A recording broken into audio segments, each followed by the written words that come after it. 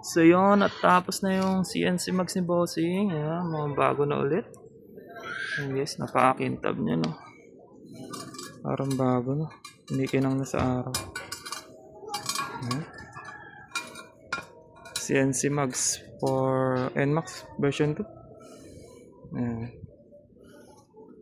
Kintab niya lang guys oh. Solid. Kahapon malabo to eh. Ayan, tapos ito puro parang may mga ugat-ugat.